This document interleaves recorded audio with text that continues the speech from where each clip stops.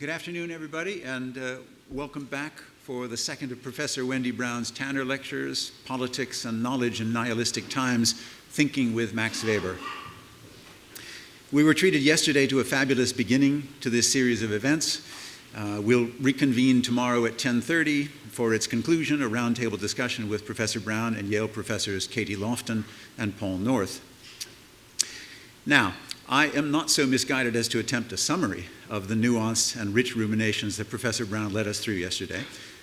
Neither am I so presumptuous as to suggest what questions she will or should address this afternoon. So these brief, scattered remarks to introduce her today will serve, in effect, as tokens of my thanks to her for the thoughts she has set in motion and of my absolute conviction that she will do much more of the same today. The two talks from the end of Max Weber's career that Professor Brown has concerned herself with are usually translated under the titles Politics as a Vocation and Science as a Vocation. She has already signaled a first problem with these translations, the rendering of Wissenschaft as science instead of the broader knowledge. The German originals are Politik als Beruf and Wissenschaft als Beruf. Beruf from rufen, to call. Vocation, from voco vocare, to call. Yet the word vocation in today's English has distanced itself from that vocalization, that calling from somewhere. Vocation has taken on pragmatic suggestions of employment, occupation, trade, craft, and so forth. To title Weber's talks Politics as a Calling and Knowledge as a Calling points us instead towards some of the issues and conundrums Professor Brown has already so productively raised. A calling would seem to be a trajectory utterly opposed to nihilism. A calling would seem to be allied with a seriousness of intent, a weightiness, a sobriety, which Professor Brown opposed yesterday to Nietzsche's gay science as a stance for countering nihilism. A calling would clearly, still today, direct us toward a religious experience of some kind, such as a vocation and calling both used to connote. And a calling, above all, would draw us toward that famous Weberian phenomenon of charisma, which he took over from writings of his time that associated it clearly with religious experience and with the mysterious power granted therein. A vocation does not quite have the power to rally itself toward these alliances the way a calling does. In having this effect, however, a calling accentuates the cross circuits and short circuits in our thought that Professor Brown has already begun to highlight. Charisma, after all, has been for most of us a suspect category, a lodging for nihilism, since long before the world according to Trump. Some of us look back guiltily at how the category itself seemed to us to have taken on a new, innocent, and happy life at the election of Barack Obama. And a calling brings to mind Althusser's interpellation, usually glossed as a hailing, by which ideological and repressive state apparatuses operate as modes of naturalized subject formation. These apparatuses are the ideological analog to the monopoly of the legitimate use of political force that served for Weber as his very definition of a state. At the same time, they set in motion the machinery of instrumental rationality against which he railed. The question of charisma as calling comes then to be entangled with false consciousness as hailing. Where are we to seek in this tangle legitimate modes of authority? What is their force? Or why have what we so often thought of as forms of authoritative knowledge ceased to have any appreciable force? Hard science itself, for example, having little or no influence over the neoliberal greed of fossil fuel industries, or all of us, the public, that burn their products. Professor Brown yesterday raised the Tolstoyan question, what then what must we do? Perhaps in the end, I will be presumptuous, after all, and in petitioning her to raise one more word steeped in religious history and experience, what then, Professor Brown, must we students, intellectuals, and academics do when the ideological apparatuses have come to be directed by a profligacy of information in social media over which all controls as to truth content are strangled in the coils of technology, when we are faced with our excommunication from the society in which we work, launched into specializations that seem to widen this excommunicative gap, and all too liable to enact what you have called a knowing grimace, nihilism's signature. Please join me in welcoming to the podium Professor Wendy Brown.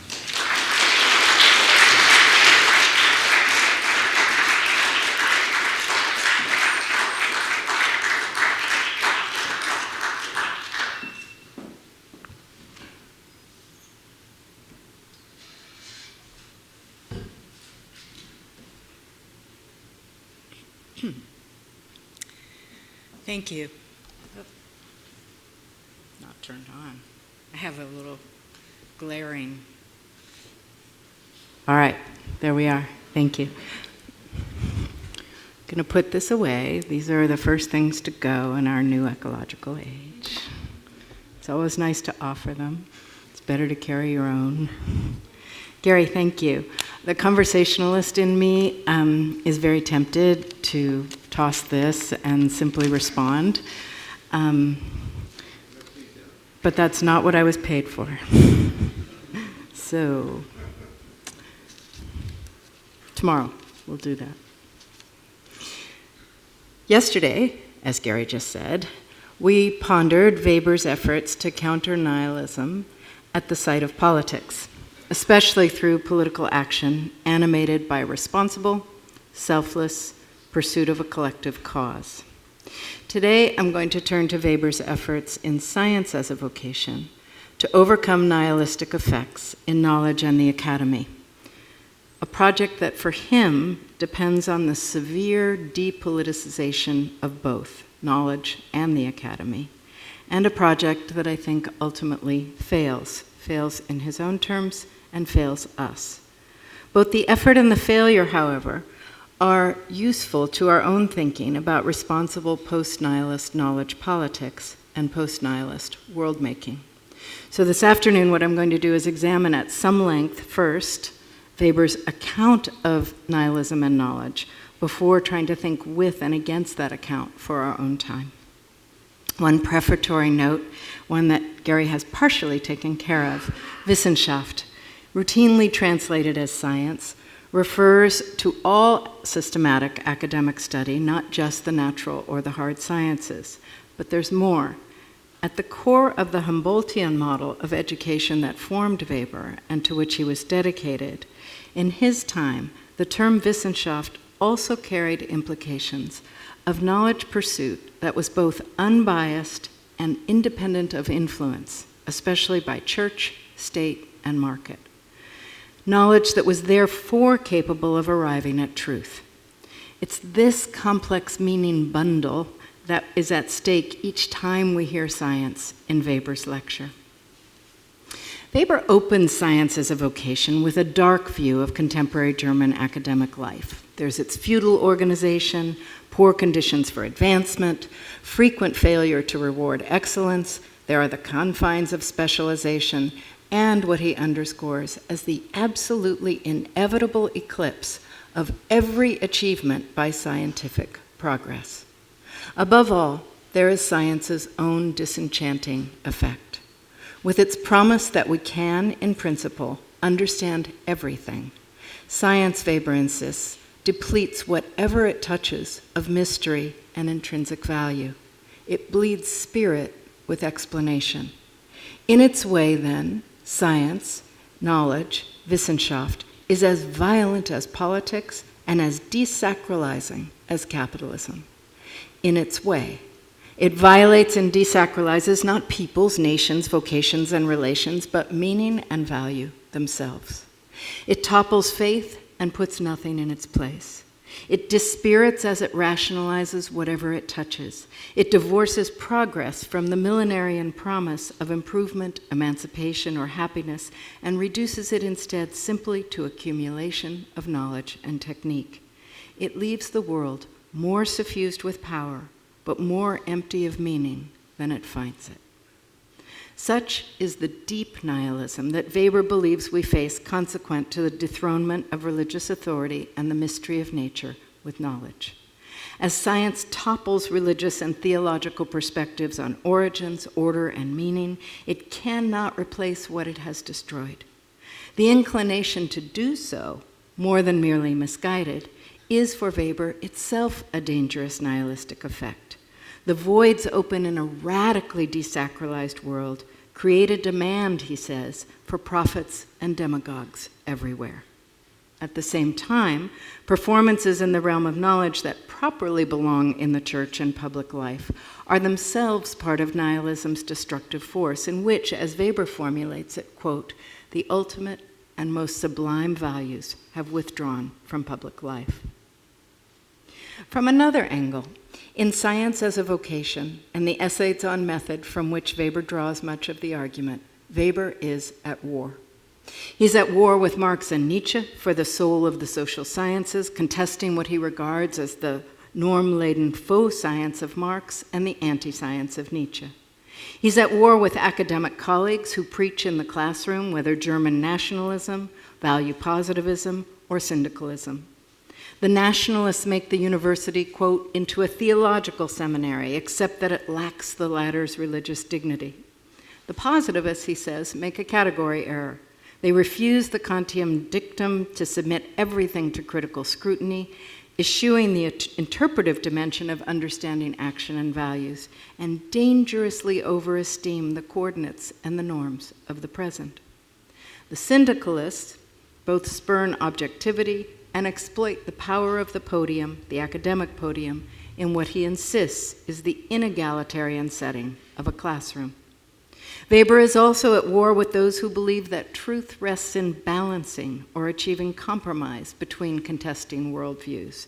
That, he says, is a technique of politics, not science, and it expresses nihilistic relativism and trivialization of facts and ultimate worldviews.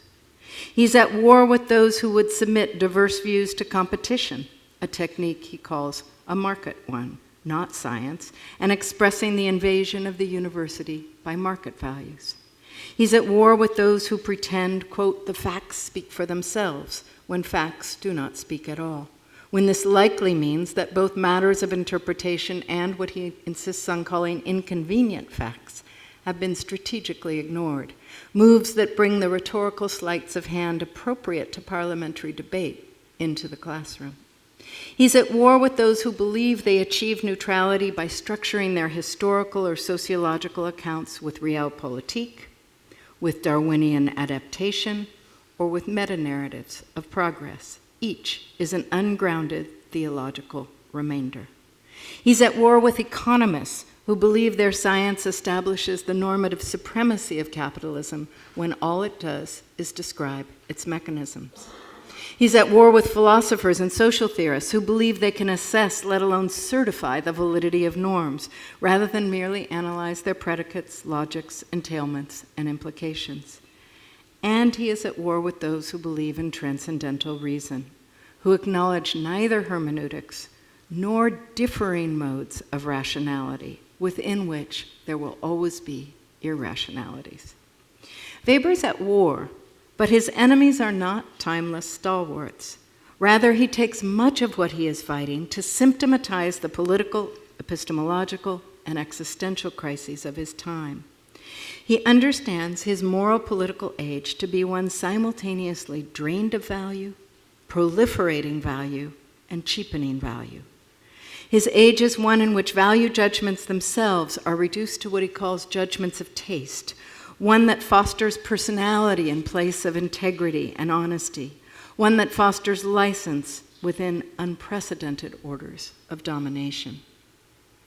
It's an age he famously depicts in The Protestant Ethic and Spirit of Capitalism as featuring sensualists without heart, specialists without spirit, where neither feeling nor intellect are preserved from rationalization, a rationalization that simultaneously renders us cogs in economic machineries and superficial individualists. Truth has come apart from meaning and value. It resides only in facts, themselves infinite in number, a reality, he says, that is so hard to bear that it generates reaction in the form of polemics, positivism, and millenarianism. Progress no longer comprises growing happiness, peace, or truth. It's limited to advancements in knowledge, themselves paradoxical, as they provide the basis for growing organizational, technological, economic, and political powers that escape human control and become world-blistering forces of power without right. Boundary breakdown is also a key symptom of the age. Nothing stays in its place because, absent a moral lodestar, as well as traditional organizing principles, place itself loses its coordinates and its value. In the domain of knowledge, the ramifications of this exceed the problem of impurity or Baudelaireization. Rather, the incessant mixing of what Weber refers to repeatedly as, quote, absolutely heterogeneous practices, most notably the analysis of facts and value judgments about them. That mixing of those practices degrades both, thus intensifying cynicism and disregard for facts, truth, accountability, and values. In short, nihilism ramifies as it corrodes the boundaries between preaching and teaching, entertainment and information, culture and politics, as depth, sobriety, historical consciousness, and care for both the soul and the world give way to superficiality, excitability, gratification, presentism. Weber responds to this crisis and the spiraling miscegenation of elements it foments with his infamous stipulation of arch opposites and an epistemological and ontological hygiene aimed at isolating these opposites from each other. The familiar cases are politics versus knowledge, the classroom versus the public square, fact, value, empirical and theoretical claims, normative judgments, and the truth of empirical propositions. For Weber, though, not mere conceptual tidiness, but the world itself is at stake in drawing and enforcing these oppositions. If the relative organicism of earlier epochs has given way to fragmentation and specialization in the age of capitalism, bureaucracy, and secularism, this means order once maintained by hierarchy and authority has been replaced by what he terms the inanimate machineries, capitalism, bureaucracy, and so forth, that are also cleaved by the disorder of value concatenation, proliferation. With both organicism and authority thus receding, tightly enforced organization alone keeps things in place.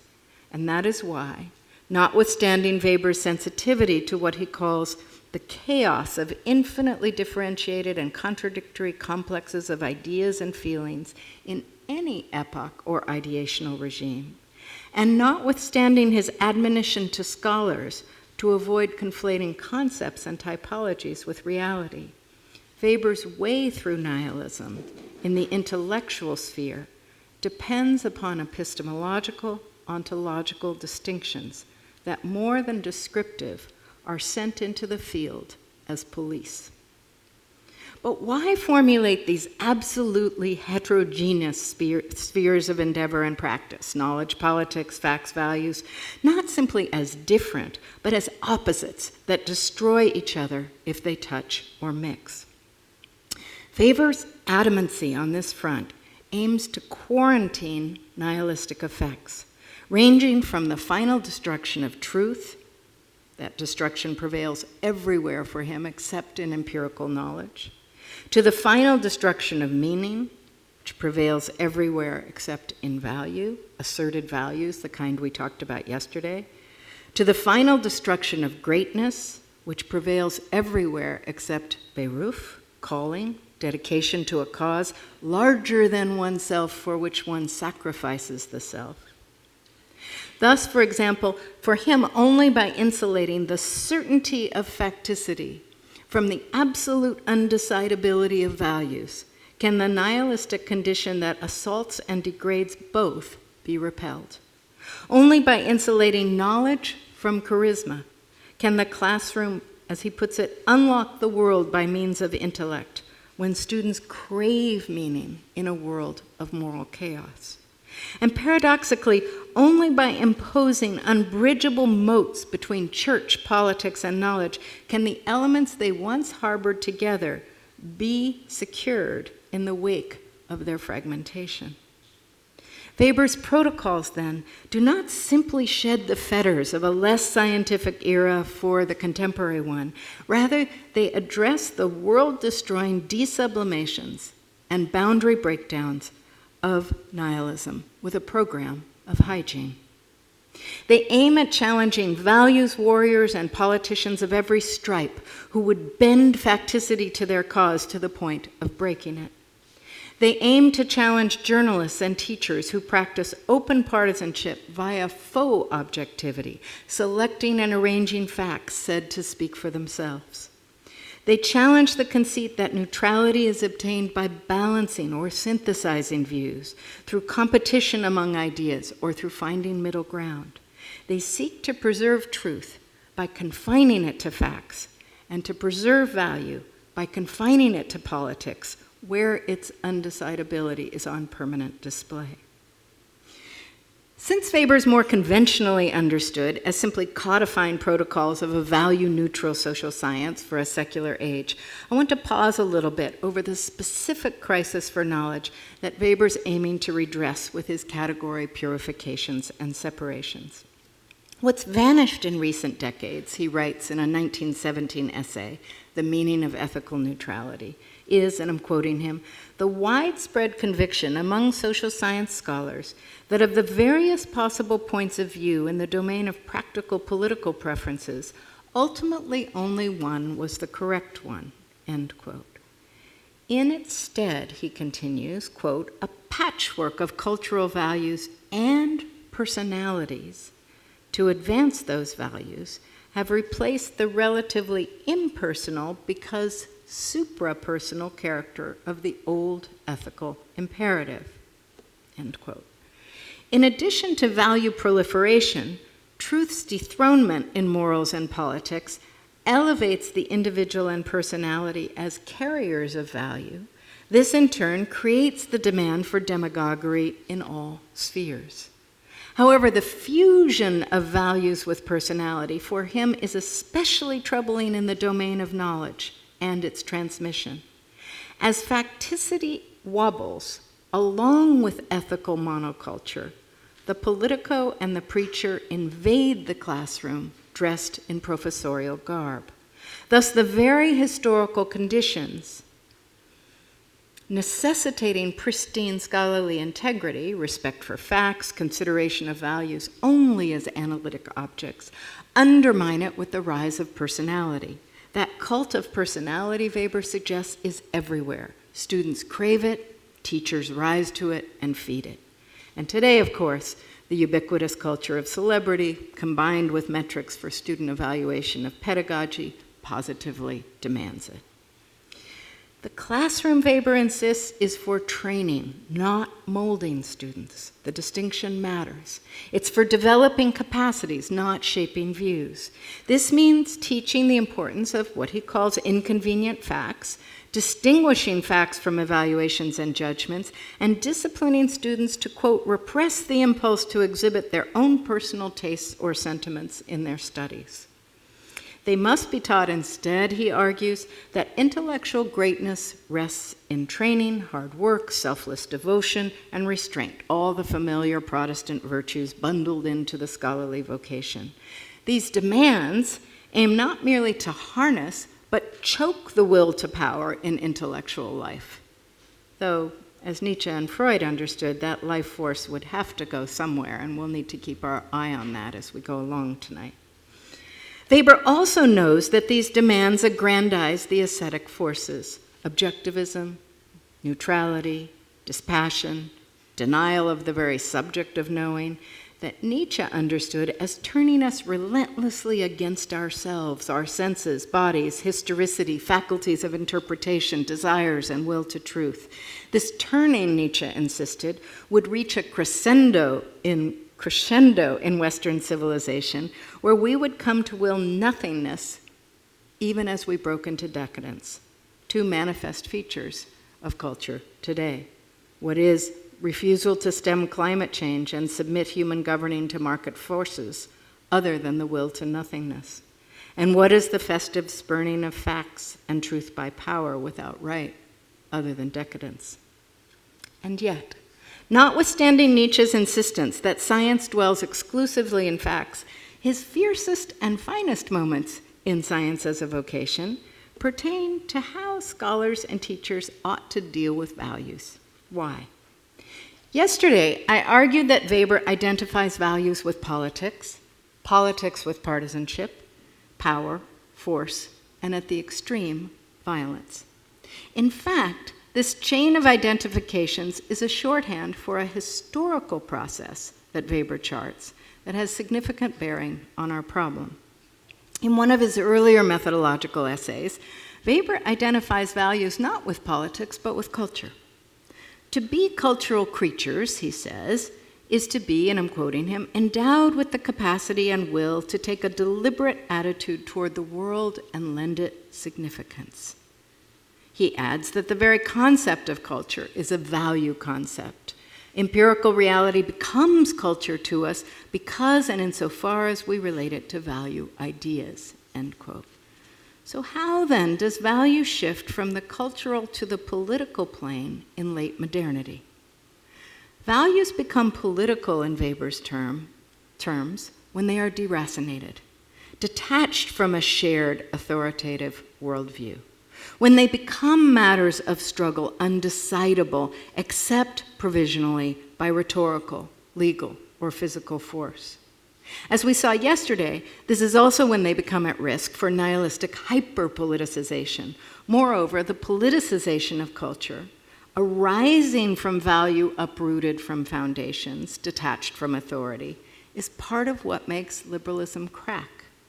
Multiculturalism in the broadest sense, not just our modern sense, only works when culture remains depoliticized. A depoliticization itself possible only so long as value is both anchored and common. Identity politics did not change all of that, but is rather an expression of its loss.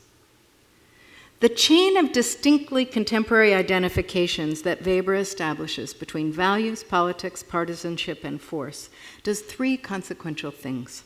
First, it converts all values into practical positions available to beady-eyed analysis and situates their worldly enactment in a realm where the disjunction between motives and effects demands responsibility to this disjunction rather than to principles alone, what we talked about yesterday as the tragedy of action, the separation between principles and how they're enacted in a dynamic world.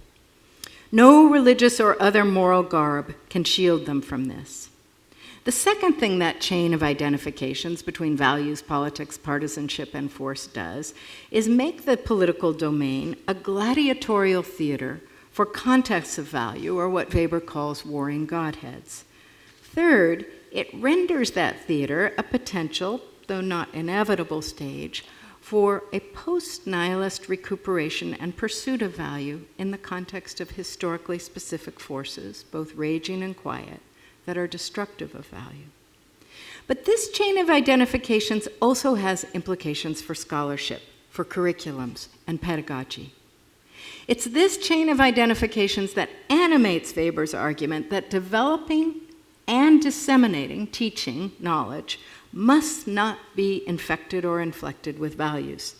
If values are political, because inherently contingent and partisan, then the slightest normative impulse is poison in scholarly waters.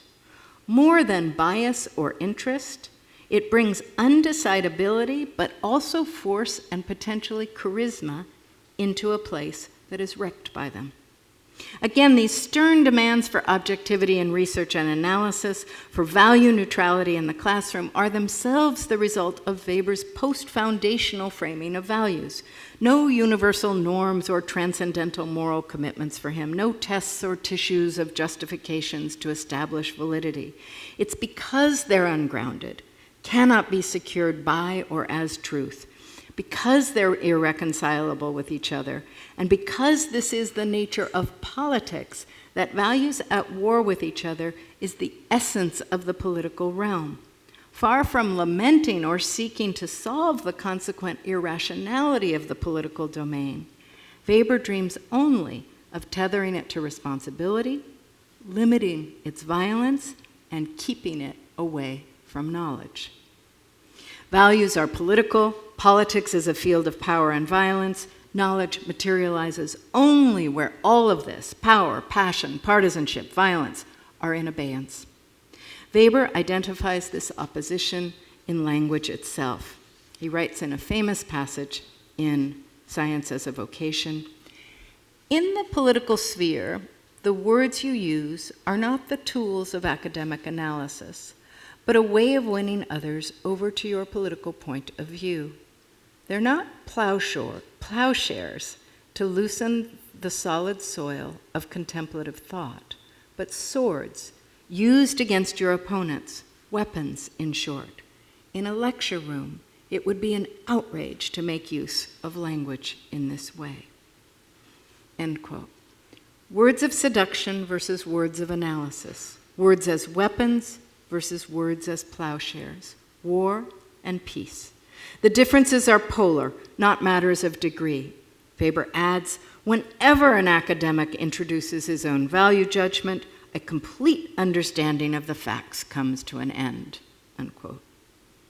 Impartiality, neutrality, adherence to facts and methods, all of this are absolute opposites to the investment, demeanor, and effect of the prophet and the demagogue.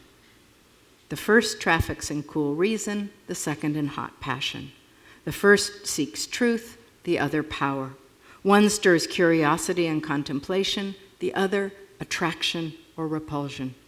Weber's fierce insistence here is precisely that eruption of the will to power and knowledge that we knew was not completely containable. Yet Weber does not simply eject values from the objective knowledge field. This would leave their power intact. That power has to be devitalized to insulate knowledge from it completely. So, he shifts values from the subject to the analytic object of knowledge, transposing the register of values from the knower to the knowable, gives science dominion over them, and reveals their inner logics and external implications as it reveals their foundationlessness. The magical powers of values are neutralized, if not neutered, by analyzing them as norms with programmatic and policy entailments. Their meaning, he says, is reduced in the classroom to their relation to other values. As he puts it, the obligation of the scholar or teacher is to show you that, quote, if you choose this particular standpoint, you'll be serving this particular God and will give offense to every other God. This is how, he adds, we can compel a person, or at least help him, render an account of the ultimate meaning of his own actions, and if a teacher succeeds in this respect, I'd be tempted to say he's acting in the service of ethical forces, that is, the duty to foster clarity and a sense of responsibility, end quote. Now, if the idea of such value neutrality is widely challenged today, this is not what mainly interests us in Weber's wrestle to protect knowledge and value in a nihilistic age. Rather, what's striking is how values are transformed by casting them as normative positions with analyzable precepts and logical entailments, by bracketing what Weber knows well is their erotic, religious, and other non-rational dimensions, by lifting them from historical contexts that give them specific meaning. Weber is the master theorist of our attachment to values for all sorts of historical, visceral, experiential, ultimately ineffable reasons. He knows well that values themselves emanate from cultural and political traditions, of course, but also from desires, ambitions, hopes, delusions, resentments, rancor, revenge, everything Nietzsche depicted as, quote, erecting ideals on earth. Yet Weber's demand that the scholar, and especially the teacher, approach the study of value as purely contingent standpoints with inevitable entailments, oppositions, and exclusions, both distorts and devitalizes the practice that he identifies with our deepest humanity.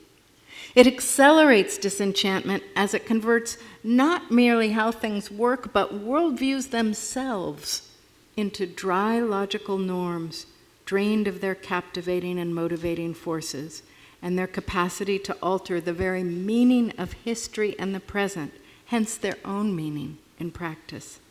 Weber insists that the academy be this drying shed, and that the faculty be laborers within it.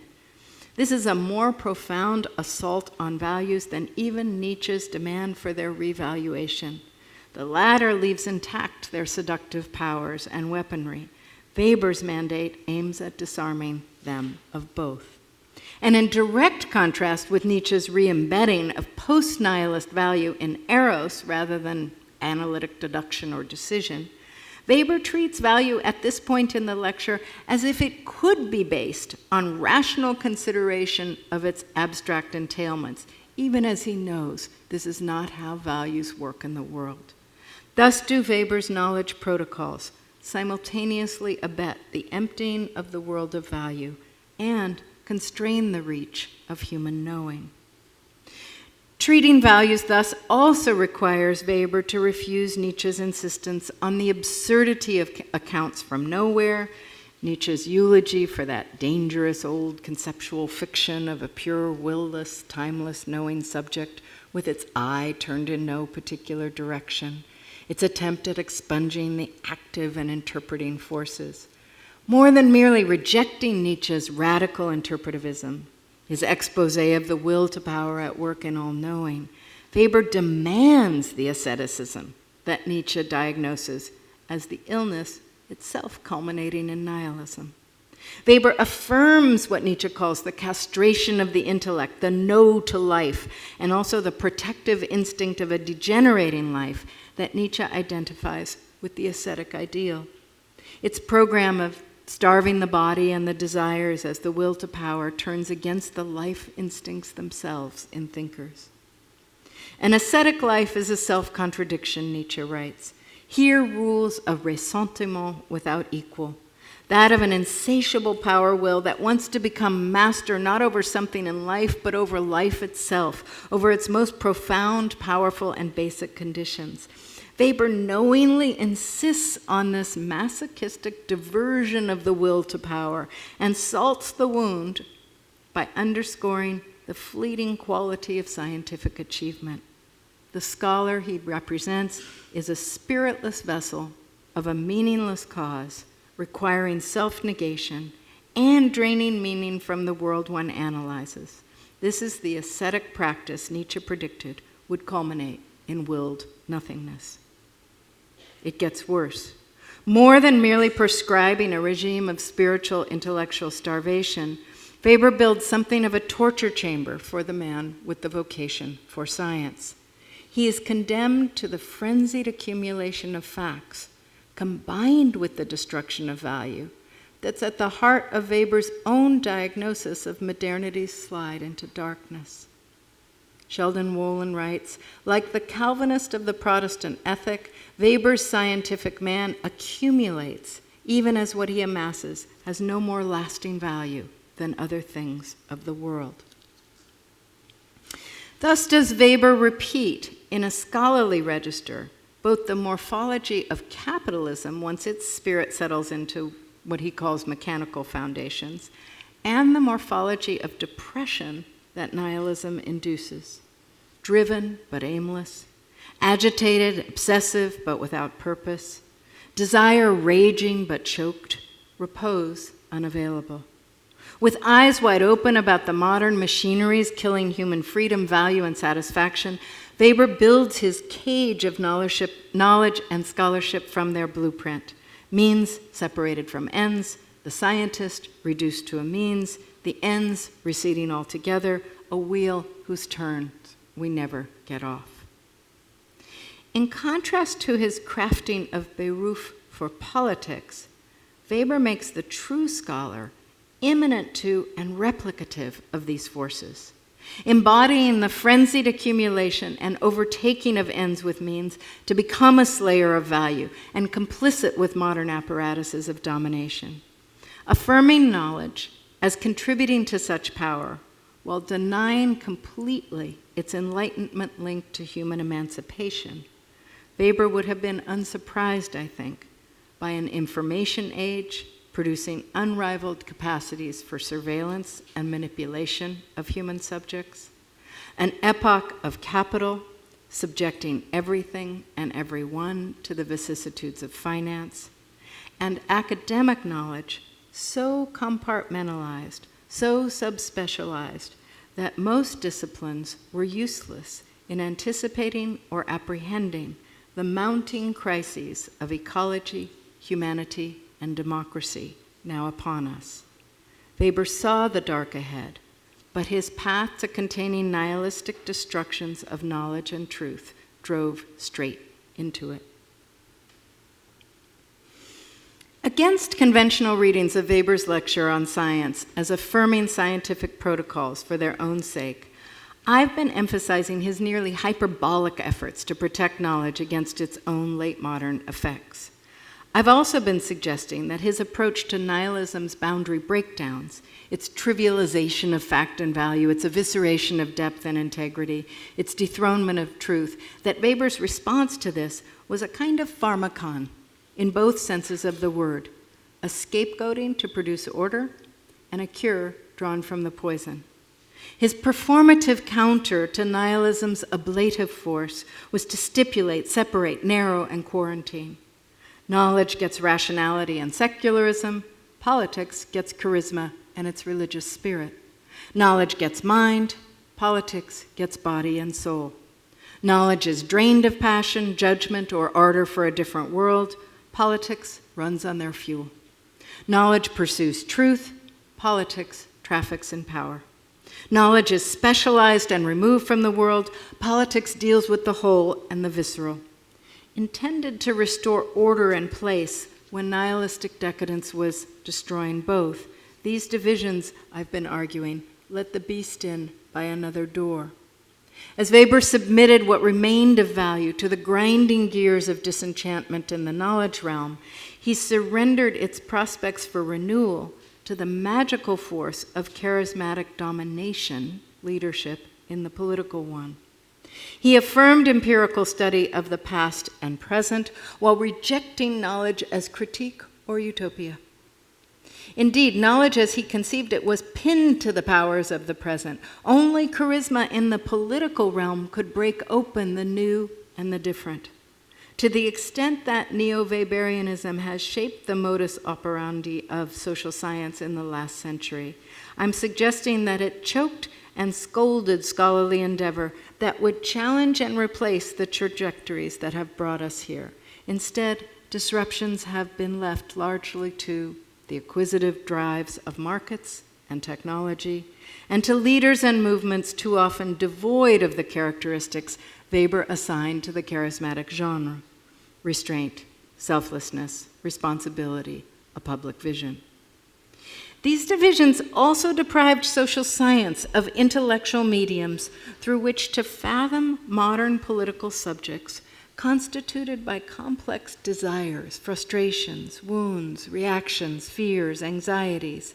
Indeed, subjects animated often by abjection, rejection, subjection, and resentment, as much or more than by reflections on norms or interest.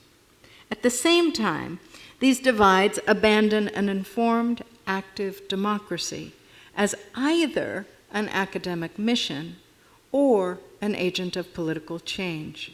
Instead, they leave that citizenry to its cultural psychic stew of susceptibility and exploitability.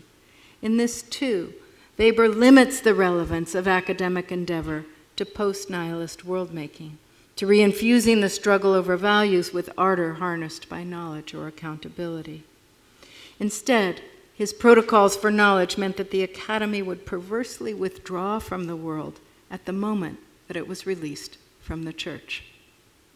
Opposing fact and value, as Weber does, also ignores how values acquire meanings and valences through the historically specific rationalities that administer them, specific discourses they intersect, purposes and projects that transform them as they are actualized.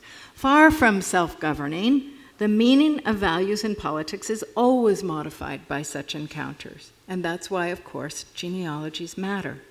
It's why norms in the political sphere do not operate as logical premises and entailments as they do in philosophy. It's why normative political theory of the analytic variety is in this way oxymoronic. It's why originalism on both the right and the left is always only another political tactic. It's why complaining about the co-optation of one's principles always misses the point. Consider, conceptually, liberalism promises to protect human dignity and political equality. In fact, it sacrifices these as it intersects with powers of class, racial, and gender superordination, and is more recently transmogrified by the governing form of rationality we call neoliberalism. Liberalism has no pure operation outside the philosopher's study any more than socialism does. Thus, its porous account of liberty has not merely been cynically weaponized by the right to wave free speech banners over Klan rallies, or by corporations to dominate electoral democracy with their economic might, or by organized evangelicals to erode sexual and gender equality.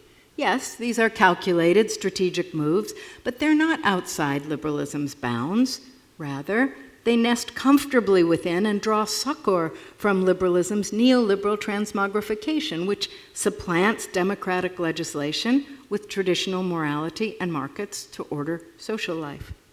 Just as we cannot think well about free speech today in abstraction from powers of contemporary social media or mobilized social hatred, we will not think well about liberalism in abstraction from its plutocratic, neoliberal, authoritarian, and other anti-democratic formations. Now, this example reminds us that a post-nihilist approach to values, in both knowledge and politics, requires more than reckoning with their lack of foundations or the disconnect between their aims and effects, and more even than their affective charge.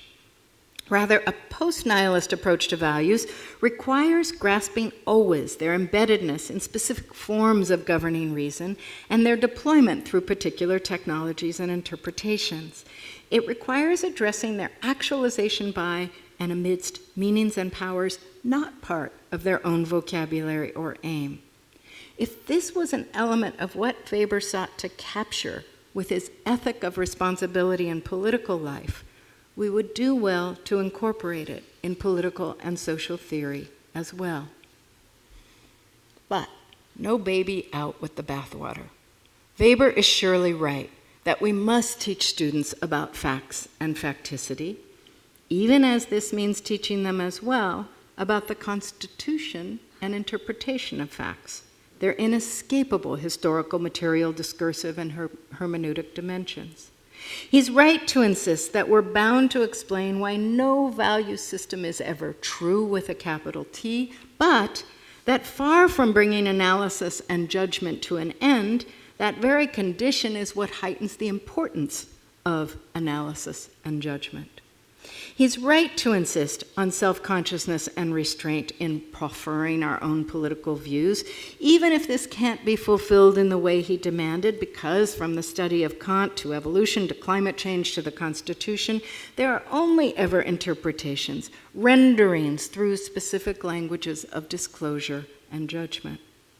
Moreover, however vital it is to open out the silos and methodological lockdowns of the current organizations, protocols, and especially specializations of knowledge, it's equally vital to articulate and protect the interval between politics and the academy.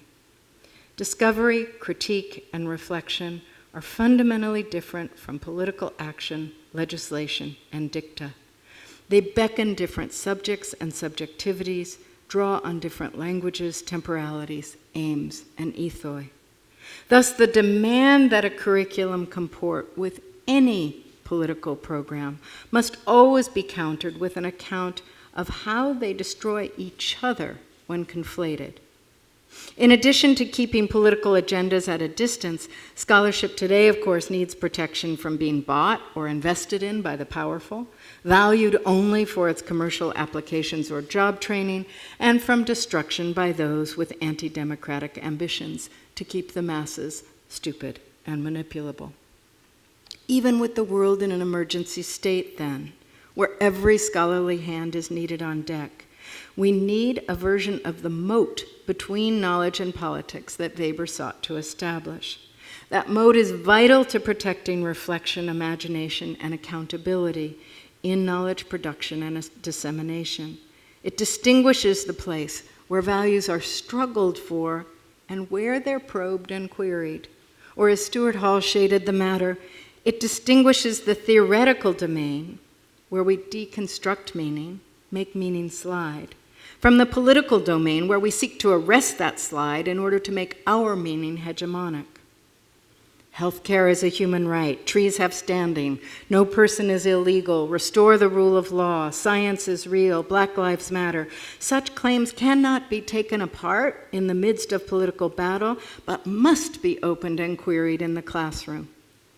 Critiques of racial and gender essentialism, consent, autonomy, choice, human rights, examinations of the slippery semiotics of corporations and personhood, or the problematic elements of contemporary quests for sovereignty and statehood, the failures and aporias of constitutional democracy, all these may inform political projects, but they can't be taken on board in the midst of an immediate political fight. Nothing is more corrosive to thinking and knowledge than domination by a political program. And nothing is more impotent in politics than the unending reflexivity, critique, and self-correction required for serious intellectual inquiry. Yet the relations are as important as the corridors of separation, especially for democratic life, which cannot survive an uneducated public in contemporary times. Put the other way around, neither political life nor education can be democratized alone, and anti-democratic forces shaping both are mutually reinforcing as well, forming today a downward spiral. Indeed, erosion of access and erosion of quality in public higher education and denigration of the value of higher education apart from job training are among the most underappreciated strategies of the combined neoliberal and right-wing assault on democracy in the past 4 decades. At the same time, the combination of academic specialization and professionalization, the steady replacement of public with private research support, and neoliberal pressures for economic deliverables from research and teaching, together these have diverted a great deal of university research and teaching from public worldly purposes, exactly when we need the opposite turn. In this regard, it seems to me we have lately been too much absorbed by issues of academic freedom and too little by matters of academic responsibility. The former is not trivial, but it's the latter that holds our collective future. In the context of the multiple perils I sketched at the beginning of yesterday's lecture, it seems to me the most urgent question for scholars today is not what have I the right to say or do inside or outside the classroom, but rather what curriculums, strategies, and classroom conversations might contribute to holding back the dark and limning new possibilities, what research agendas that might not yield the same degree of recognition or the same degree of status as those in the mainstream might make that contribution as well. How do we interrupt the reactive personal politics in which students have been steeped to incite deliberation about values embedded in and potentially altering large-scale economic, political, and ecological trajectories? How do we break the siloization and professionalization of knowledge, turning us away from the world? And how do students, faculty, and administration alike shed absorption with enhancing personal and institutional capital that prevents that break? Essential to this work, I think, is turning hard toward rather than away from values in the classroom. And by this I don't mean promulgating values. Rather, as Weber suggested, classrooms are where values may be studied as more than opinions, ideologies, family party or religious loyalties, but also as more than distractions from the empirical, technical, instrumental, or practical. It's where they can be deepened as worldviews and considered in the context of the specific powers that mobilize and transmogrify them. It's where they can be examined genealogically, culturally, economically, and psychically, that is, as complex reaction formations, not only analytically or through the prism of morality and religion. It's where values can be discovered in powers that disavow or consecrate them through feigned neutrality or technocracy. And above all, it's where they can be framed as at once undecidable yet decisive in responding to the multiple crises of our time. This would constitute a vital counter to a nihilistic age in which values are trivial and instrumentalized, a political age in which they're widely perceived as monopolized by religionists on the right and by identity and moral dicta on the left, a counter to an era of consumer capitalism in which they're reduced to branding, celebrity, and market share, a counter to a technocratic era in which they're buried in platforms and apps or consigned to ethics consultants, and a counter to a secular age in which they are presumed to be private or personal.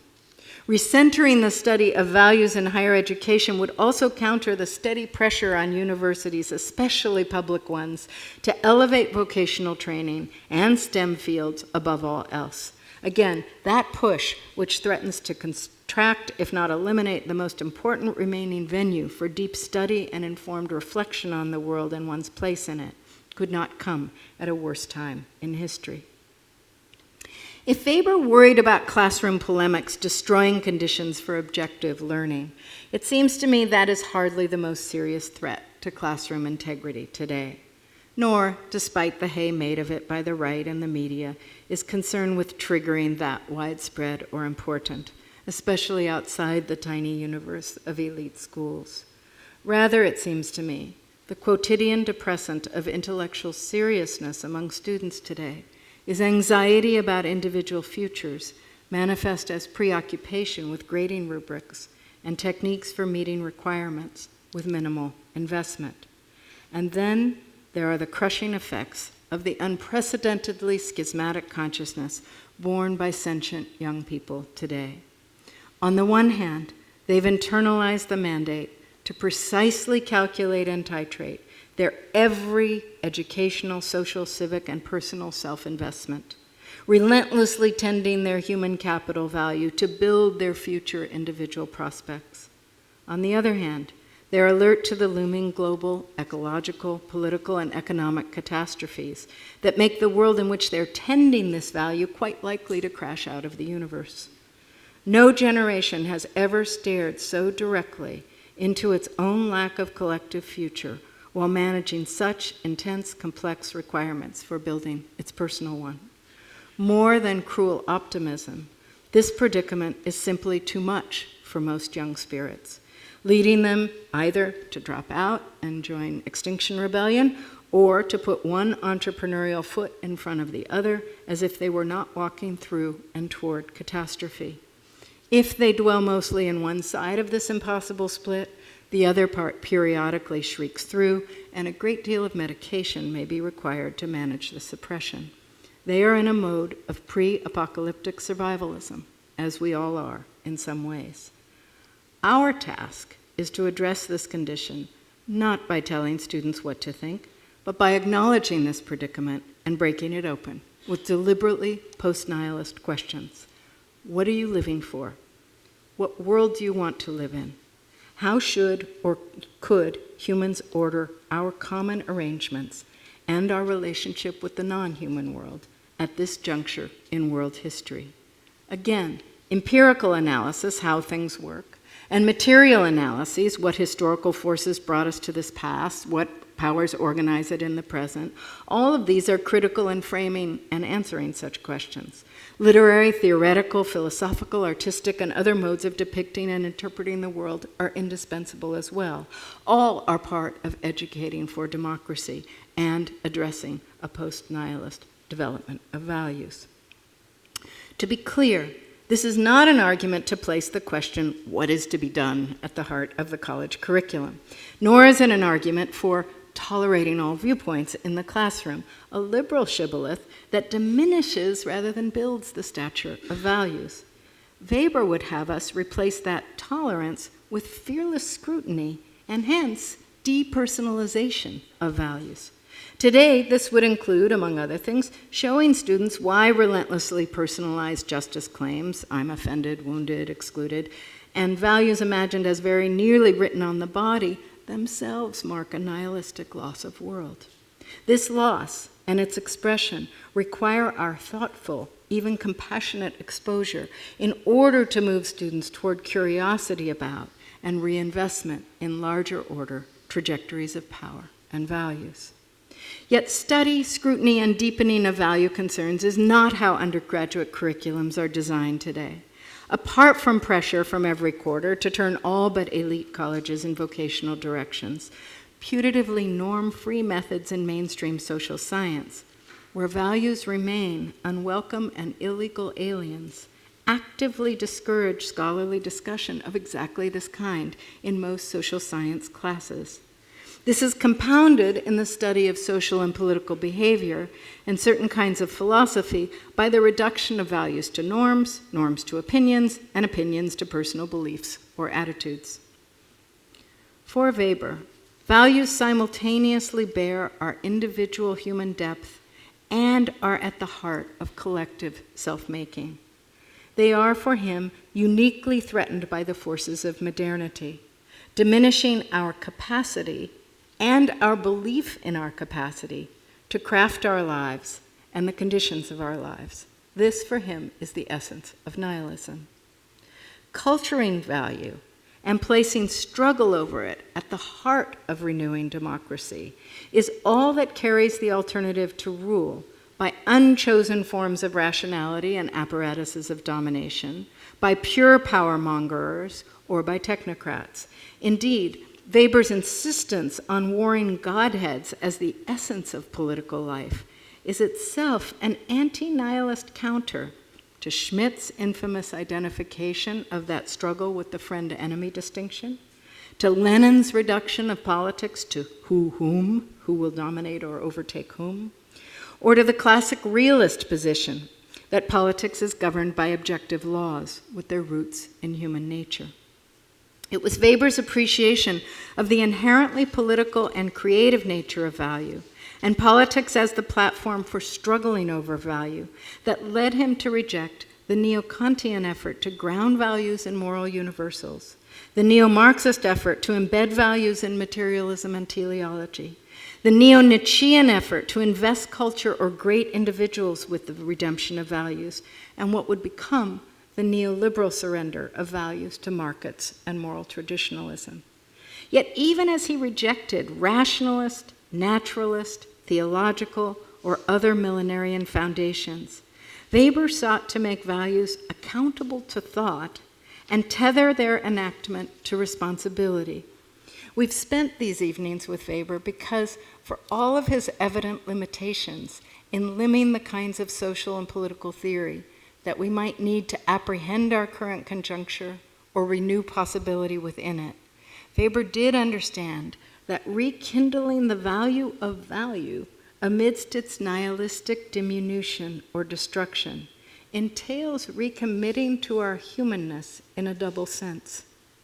Values carry our distinctive political capacity to craft the world according to chosen purposes, when that capacity seems nearly extinguished by the forces now governing and imperiling our lives and future.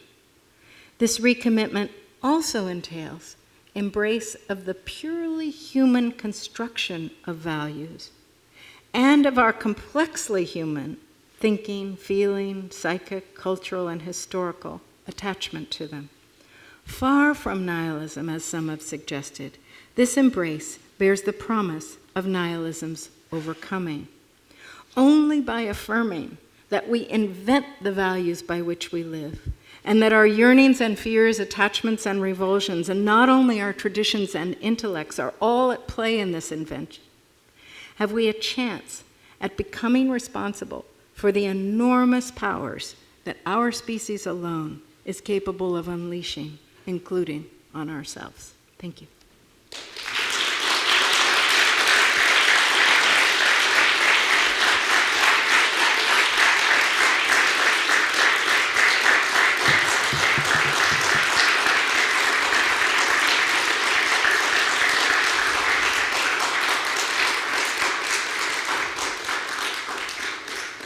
I think we get to talk this time, right? We have time for some questions, and you need to come up to one of the microphones. It's either Denise or I.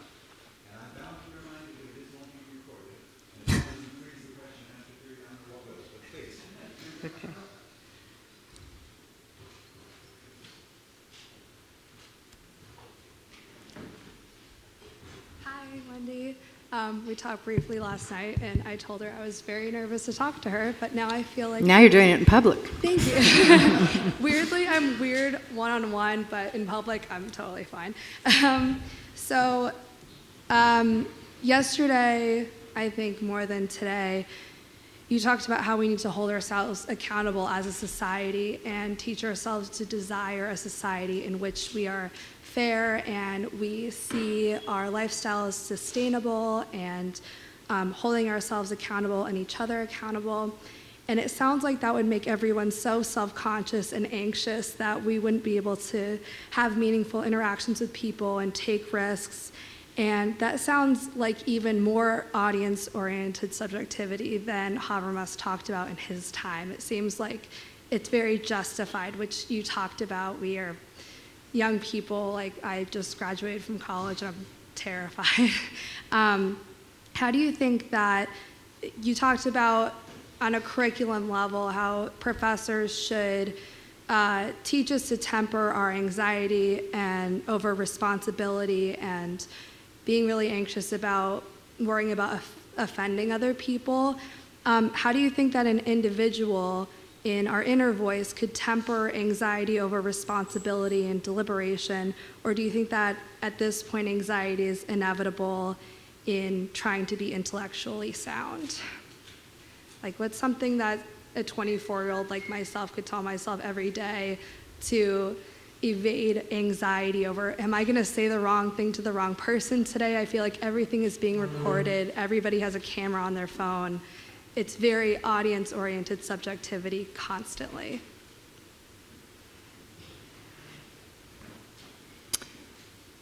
So, to the question of whether anxiety is inevitable today, I think the simple answer is yes, for lots and lots of reasons. But the particular kind of anxiety that I think you're describing was not one I was addressing, but it is an important kind.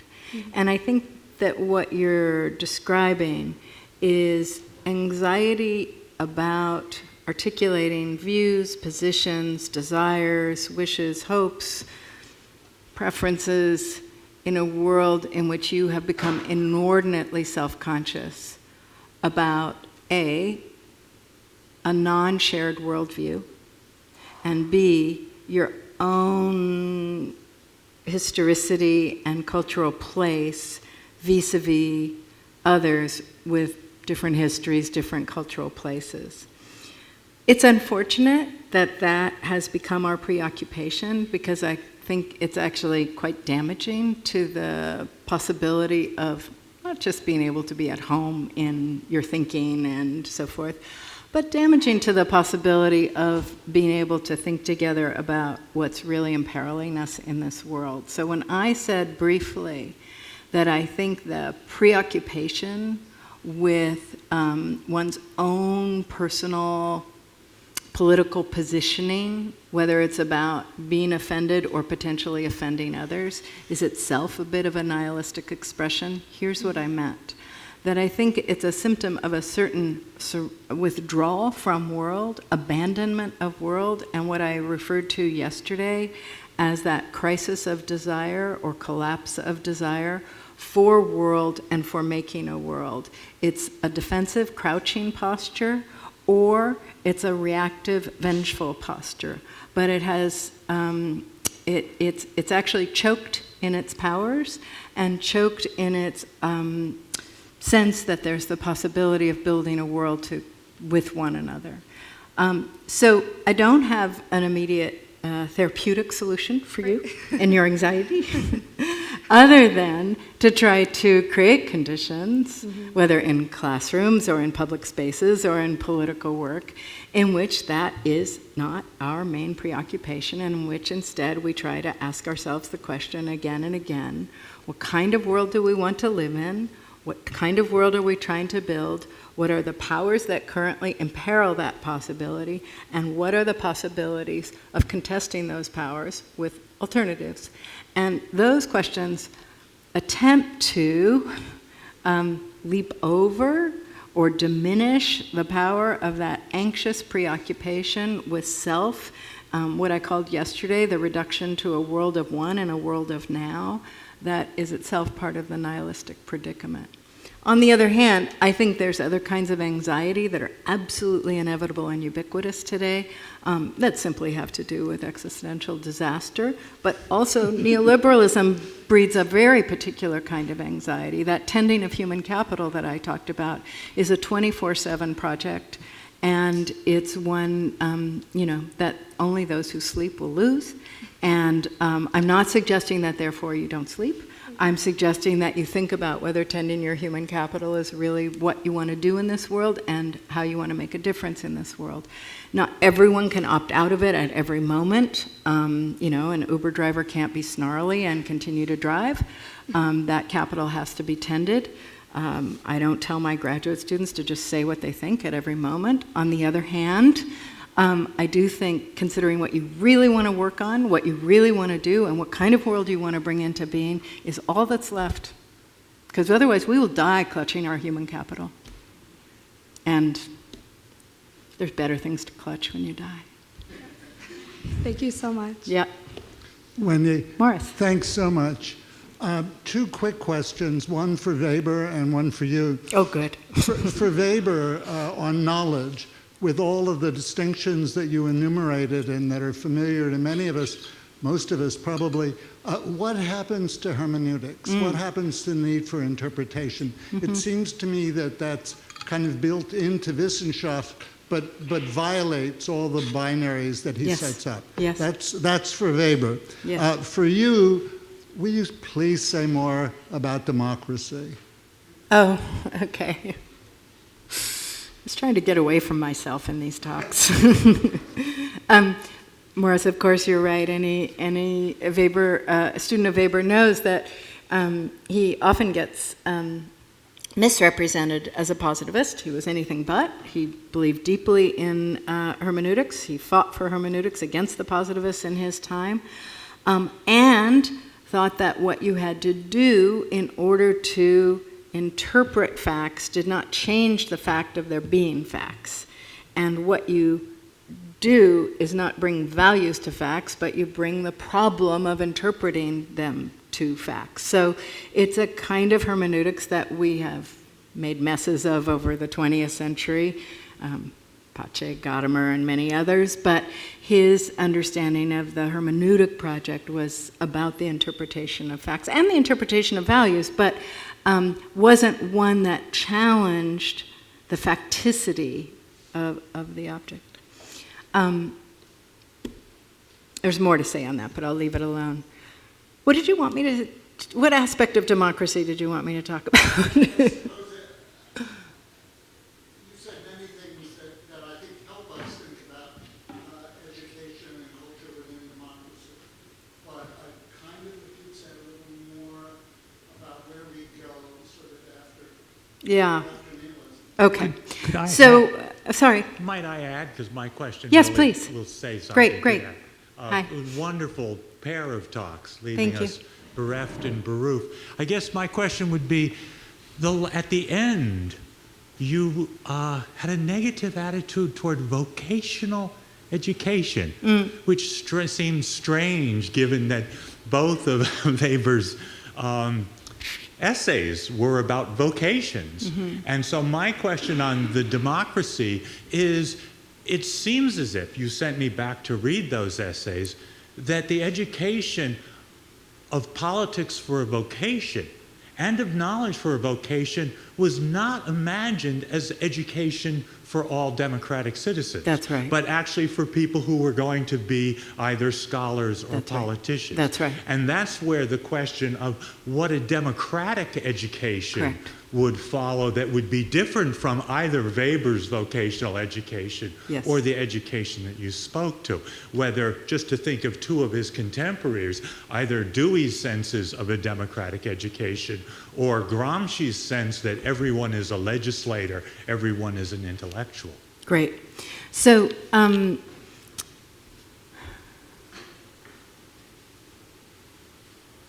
trying to think about where to go with this.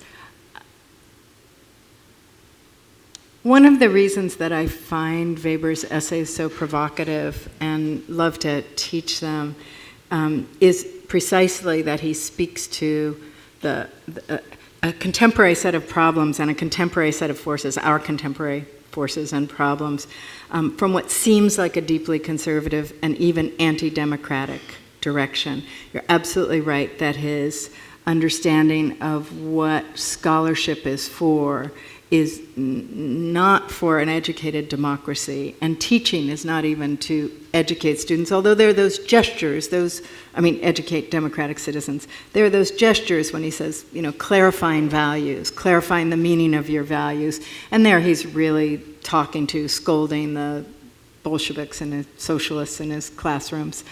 Understanding what you really stand for and what the implications are of what you really stand for and the violence of what you may stand for is part of what we do as responsible educators. So there are those gestural moments that go toward being a thinking citizen, but for the most part, that accumulative dimension of knowledge is for scholars themselves or for science itself, and potentially for the development of technique in the world, but it's not actually about educating the masses. And that's why I said he leaves us to our cultural psychic stew that he knows nihilism has produced, and therefore joins in those who would go for a plebiscitary democracy or fairly contained, stripped-down democracy. One of the reasons that he's so interesting to me is that he's the precursor to the neoliberal anti-democratic force that the ordo liberals, Hayek, and others will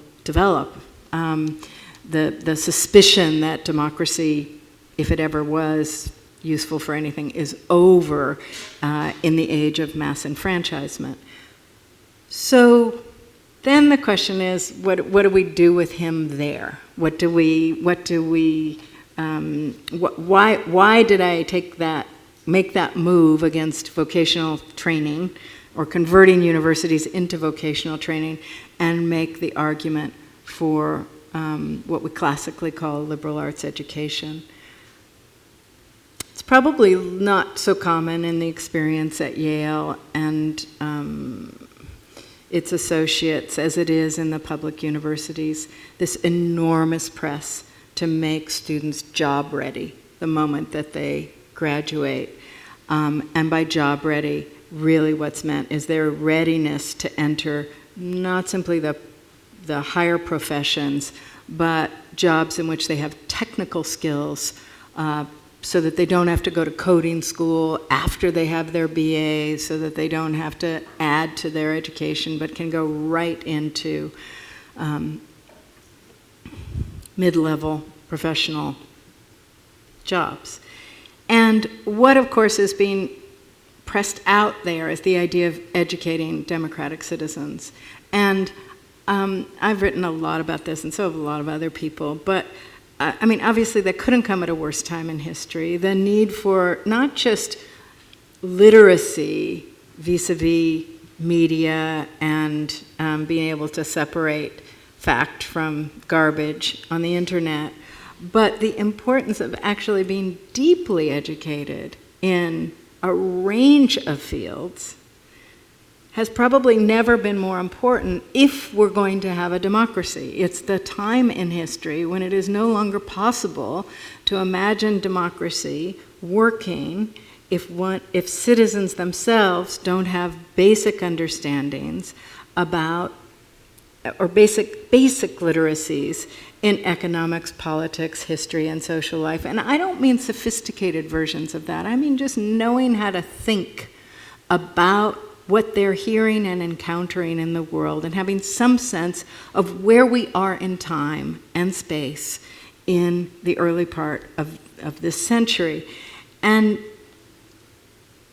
I think, therefore, that the press for vocational training in its opposite meaning, not the meaning that Weber meant, I didn't spend time on this in this essay, I've written about it elsewhere, but the idea of the calling, the being drawn to something, but also being in service to a particular activity or project or purpose in the world, that Weber secularizes from its divine form, is absolutely the opposite to that job readiness, that availability to and readiness for training. So I have been arguing for years that nothing is more important to renewing democracy than educating for democracy, and nothing has been more powerful in destroying democracy than diseducating, than wiping out not just the meaning of the value of higher education, but also in trying to alter what it would be for.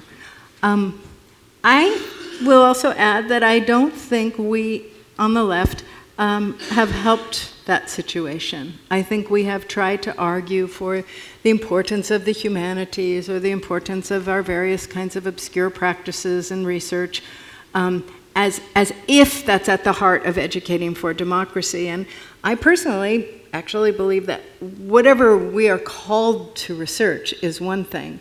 What we need to be doing in educating for democracy is another. I have never completely bought the line that the scholar-teacher is a unified subject. And I'm at odds with most of my colleagues in that respect. I think we really need to think hard about what kinds of curriculums, what kinds of courses, what kinds of books, what kinds of texts, and what kinds of conversations democratic citizens need to have today. And they will not be just, left or right or anything else. It's more about, what do they need to be steeped in? And that's really different than what I love thinking about in my study. And I am perfectly happy to live with that split. I don't know that all of my colleagues are. Thank you. I wanted to hear you say it again. Okay. There is another event coming in this auditorium. I've promised them we will be out by 6:30.